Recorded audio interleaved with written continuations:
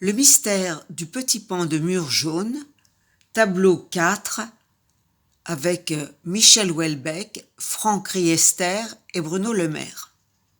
Je cite Proust. Chaque artiste semble ainsi comme le citoyen d'une patrie inconnue, oubliée de lui-même, différente de celle d'où viendra, appareillant pour la terre, un autre grand artiste. À ce moment, une bousculade, un cordon spontané se déroula autour des deux journalistes, et ils se retrouvèrent relégués à une bonne distance de la toile. Un silence se fit, et ils purent entendre quelqu'un qui chuchotait. « C'est Michel Houellebecq ! Il s'adresse à Bruno Le Maire, le ministre de l'économie. J'essaie de tendre l'oreille. » Savez-vous que Durtal, le héros de Huysmans, dans La cathédrale, s'intéresse entre autres à la signification des couleurs au Moyen-Âge, et cet érudit nous apprend que leur symbole changea avec le temps, et en ce qui concerne le jaune, il passa du signe de la charité, puis devint symbole de l'amour divin, jusqu'à devenir une allégorie de la sagesse éternelle.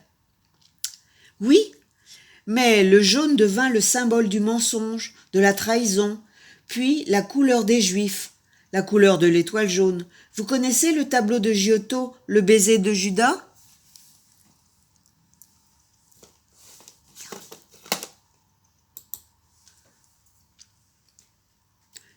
Eh bien moi, ce que je cherche dans le jaune du petit pan, ce n'est pas bien entendu des symboles du temps des cathédrales moyenâgeuses, mais celui de la cathédrale proustienne, une abolition du temps.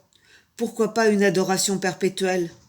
Je me réjouis de cette magnifique exposition, et en voyant cette toile, je regrette d'avoir soutenu autrefois une thèse appelée la statuaire chez Proust, au lieu de quelque chose comme, je ne sais pas moi, couleur et matière chez Proust. Et, voyant que le ministre de la Culture, Franck Riester, se rapprochait d'eux, aussitôt que la France sera à l'équilibre budgétaire, je me replonge dans la recherche. Autant dire off the record, jamais, répond en riant Franck Riester. Moi, l'éternité, je la chercherai plutôt dans la musique. Et une sonate de Vinteuil, devenue septuor, je dois l'avouer sous cet angle, me transporte plus que des taches jaunes, si réussies soient-elles. Mais jetons un coup d'œil sur le petit film muet présenté dans la petite salle en retrait. Il paraît que c'est très drôle.